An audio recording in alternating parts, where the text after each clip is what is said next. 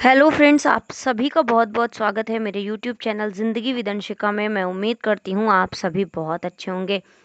तो फ्रेंड्स, जैसा कि आप सभी जानते हैं कि आज अगस्त महीने की 27 तारीख है और 27 अगस्त वर्ष का 239वां दिन होता है।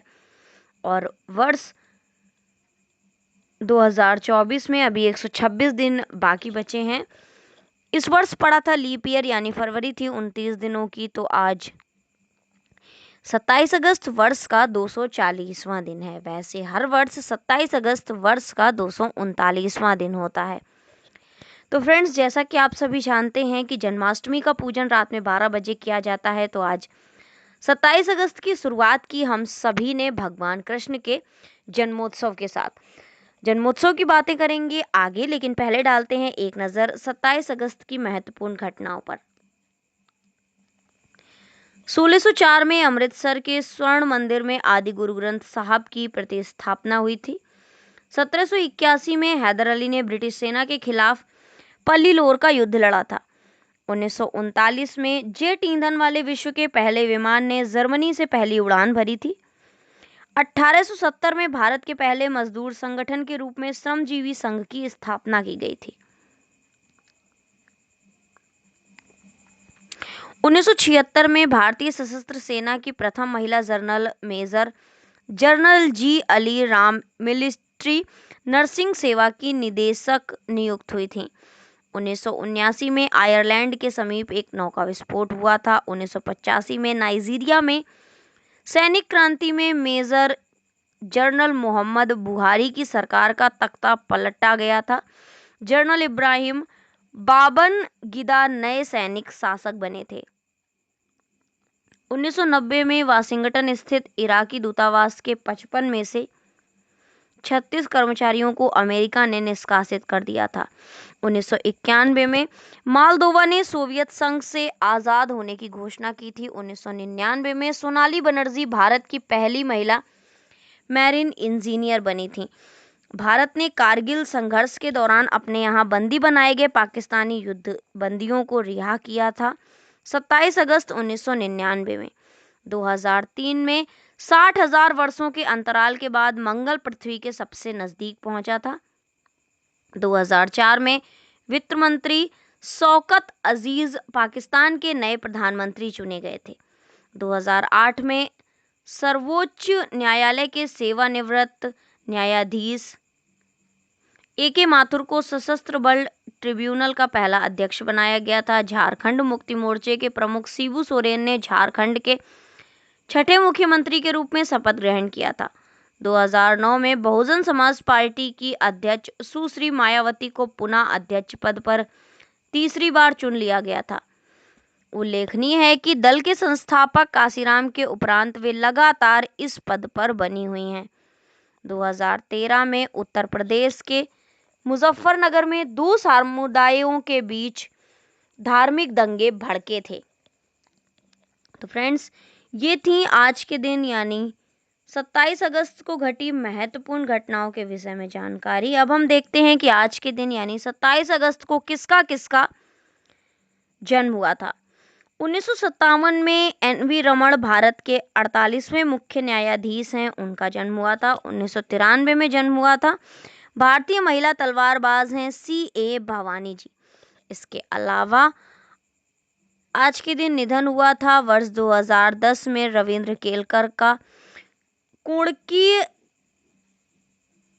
साहित्य के सबसे मजबूत स्तंभ थे। 2006 में ऋषिकेश मुखर्जी का निधन हुआ था। भारतीय फिल्मों के प्रसिद्ध निर्माता व निर्देशक हैं। 1976 में भारतीय पार्श्व गायक मुकेश जी का निधन हुआ था। 1982 में आनंदमयी माँ का निधन हुआ था। 1997 में मंगती अंकिनीडू तीसरी, चौथी, पांचवी, छठी और सातवीं लोकसभा के सदस्य यानी तीसरी लोकसभा से लगा के सातवीं लोकसभा तक के सदस्य रहे मंगती अंकिनीडू का निधन हुआ था 27 अगस्त 1997 में। 1997 में आनंद सिंह का निधन हुआ था। ये भी पांचवीं, सातवीं, आठवीं और नौवीं लोकसभा के सदस्य रहे हैं। 1997 में पांचवीं, छठी और सातवीं लोकसभा के सदस्य पी अंकिनीडू प्रसाद राव का निधन हुआ था। 1979 में लॉर्ड माउंटबेटन ब्रिटिश राज सेना नौसेना ब्रिटिश राजनेता प्रमुख और भारत के अंतिम वायसराय थे। इनका निधन हुआ था। 1963 में 27 अगस्त को निधन हुआ था। इनायतुल्लाह खान मशरिकी का खाकसार आंदोलन के जनक और पाकिस्तान के निर्माण में अहम भूमिका निभाने वाले व्यक्ति रहे हैं। इनका निधन हुआ था। इसी के ही साथ फ्रेंड्स मनाया जा रहा है राष्ट्रीय नेत्रदान पखवाड़ा, जिसके कि आज 3 दिन बीत जाएंगे, यानी आज 2 दिन बीत चुके हैं, तीसरा दिन है और अभी 12 दिन शेष बचे हैं।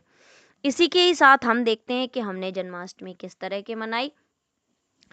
अगर अपने अड़ोस पड़ोस की बात करूं तो लोगों ने 12 बजे तक जगने के लिए कई सारी युक्तियों का यूज़ किया। जैसे कुछ बच्चों ने बूफर पर गाने बजाए और डांस किए, साथ ही जिनको ढोलक बजानी आती थी उन्होंने ढोलक बजाकर 12 बजे तक जगकर भगवान कृष्ण का जन्मोत्सव मनाया। अगर अपनी बात करूं तो हमारे घर में भी भगवान कृष्ण का जन्मोत्सव मनाया गया, झांकी सजाई गई, माँ ने प्रसाद बनाया। इसके अलावा इस बार खास बात ये थी कि घर की जन्माष्टमी में हर बार हम ये सोचते थे कि कभी हम इतनी मेहनत कर पाएँ कि जन्माष्टमी में 56 भोग भगवान कृष्ण को अर्पित करें, क्योंकि उनका जन्मोत्सव होता है और गोकुल, वृंदावन, मथुरा में जब जन्मोत्सव मनाया जाता है तो वहाँ पर 56 भोग ही लगाया जाता है। और साथ ही सबसे खास बात ये होती है कि वहाँ पर गेहूं के आटे की पंजीरी न बनाकर धनिये की पंजीरी बनाई जाती है। तो इस बार हमने भी अपने घर पर धनिये की पंजीरी बनाई। हालांकि हम पिछले वर्षों में भी बनाते रहे हैं, लेकिन इस वर्ष भी बनाई है।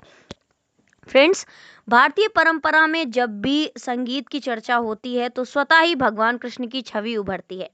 वो चाहे शास्त्रीय संगीत हो, सुगम संगीत हो या लोक संगीत हो, कृष्ण के बिना भारतीय संगीत अधूरा है। श्री कृष्ण की बांसुरी की धुन सुनकर सिर्फ गोपियां ही नहीं, पशु पक्षी भी सम्मोहित होकर खींचे चले आते हैं।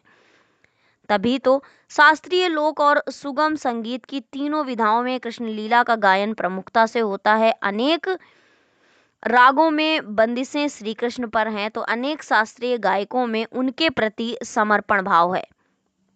श्री कृष्ण स्वयं महान संगीतकार हैं। वो ऐसे बांसुरी वादक हैं जिनकी वेणु की सम्मोहक धुन को सुनकर सिर्फ गोपियां ही नहीं, पशु पक्षी भी वशीभूत होकर खींचे चले आते हैं। अनेक रागों की बंदिशें श्री कृष्ण को समर्पित हैं, तो वहीं मीराबाई, सूरदास, रसखान आदि की कृष्ण भक्ति की रचनाएं भी संगीतकारों के कृष्ण गीत का आकर्षण का केंद्र रही हैं। भारतीय मन की कल्पना तो देखिए, कृष्ण के बाल रूप से लेकर अंत तक में कृष्ण की बांसुरी का उल्लेख मिलता है। कथा तो ये भी है कि कृष्ण को बांसुरी स्वयं भगवान शंकर ने ही दी थी। उन्हें विश्वास था कि मानवता के कल्याण के लिए संगीत को जगत व्यापी बनाने और सृष्टि को संगीत में समाहित करने का कार्य भगवान कृष्ण के माध्यम से ही संभव है। क्योंकि भगवान कृष्ण एक ऐसे व्यक्तित्व हैं जो अपने आप में पूर्ण हैं। उन्होंने बचपन जिया तो ऐसा कि हर माँ अपने बच्चे को प्यार से आज भी कहना पुकारती है। उन्होंने जवानी जी तो ऐसी कि आज भी प्रेम में पागल किसी भी नवयुवक को देखकर लोग बोल देते हैं कि बड़ा कन्हैया बना फिरता है। और उन्होंने युद्ध रचाया तो ऐसा कि 5 निर्वासित बच्चों को इस धराधाम की इतनी बड़ी अछूती सेना के सामने विजय दिलाई। ज्ञान दिया तो गीता जैसा, जिस पर दुनिया के नोबेल पुरस्कारों की कुर्बानी दी जा सकती है। और ये मैं नहीं कहती, ये हमारे महाकवि, आज की दुनिया के सबसे बड़े कवि कह सकते हैं, कुमार विश्वास जी कहते हैं। इसी के ही साथ अगर हम देखें कि कृष्ण की बांसुरी ने वही कमाल किया। उनकी बांसुरी ने सिर्फ मनुष्य या ब्रजवासी ही नहीं, बल्कि सृष्टि की पूरी लय ताल जुड़ गई। कृष्ण गायन प्रायः सभी शीर्षस्थ गायकों की पसंद में शामिल रहा। हमारा हिंदुस्तानी संगीत में प्रसिद्ध शैली है। इसमें सबसे ज्यादा गीत कृष्ण और गोपियों के या कृष्ण राधा के ही मिलेंगे। आज बिरज में होरी गायन के प्रमुख गीत माना जाता है, जिसे प्रायः बड़े गायकों का स्वर मिला है। इसी तरह राग भैरवी में कृष्ण आराधना के एक से एक गीत मिलेंगे। एक गीत तुम आ जाना भगवान,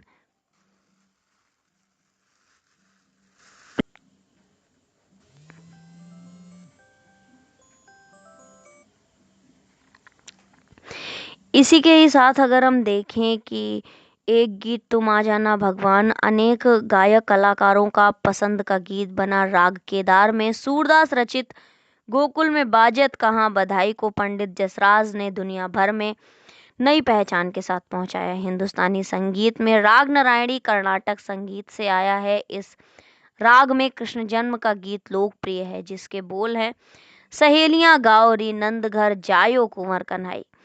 कृष्ण से जुड़े गीतों को भारत में एकता स्थापित करने का तत्व भी माना जाता है। कर्नाटक संगीत और हिंदुस्तानी संगीत को जोड़ने में भी कृष्ण के संगीत की बड़ी भूमिका रही। जैसे महान गायिका MS शुभलक्ष्मी का ही प्रसंग लें, वो कर्नाटक संगीत की गायिका थी। महात्मा गांधी ने उन्हें मीराबाई का गीत हरि तुम जनो हरि की पीर,